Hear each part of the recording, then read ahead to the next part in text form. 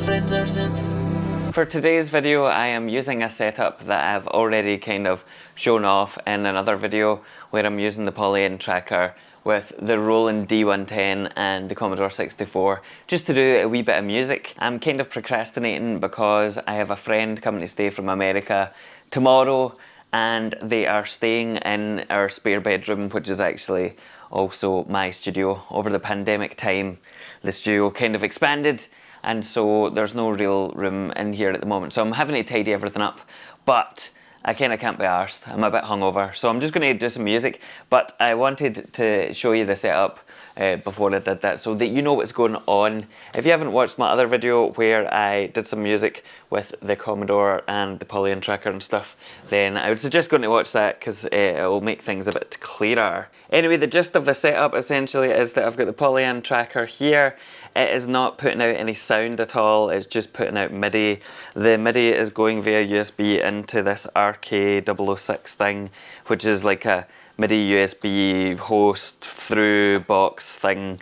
They're really cool, really useful. MIDI then goes out into the Commodore 64, which is running SynthCart. You can see it up here on my wee CRT TV. The MIDI connection is made using this thing, which is called a Kerberos cartridge. It lets you load different programs on there and also gives you a kind of MIDI interface or whatever. So that's acting as a kind of mono synth. Over here for the other sounds, I have got the Roland D-110, the D-110. This is a rack mount synthesizer, which is very 80s-tastic. It's multi-timbral, there are multi-outputs, so it's doing multiple different voices, including the drums. I've got two different drum channels that have come out. One of them is running through this thing here, which is a board brain Injectr, which is kind of like a guitar input module, but I'm using it to take the signal from the Roland D-110 and kind of boost it to modular levels so that I can then put the drums through my QuBit Data Bender, and this is a kind of granular fuckery thing that will glitch up my drums a wee bit. Now, the other effects that I'm using are the Synaesthesia from GFI, I believe, GFI system. This is a really interesting dual channel modulation pedal. I just got it the other day, so I'm trying it out. I'm using a kind of octave shift and a chorus at the moment, which sounds pretty fantastic. It's on one of the voices. So to give you an idea of some of the sounds that I'm going to be using, I've got the drums from the D-110. You'll hear the glitchiness of the Data Bender as well.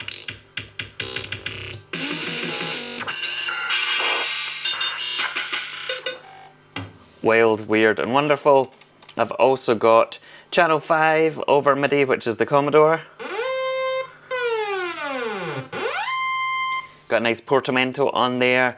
I'm also using this MIDI channel 3, which is the D-110.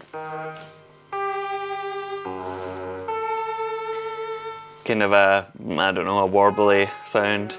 I've also got channel 4 from the D-110, which is acting as kind of a bass. And then I'm using channel 9, which is also on the D-110.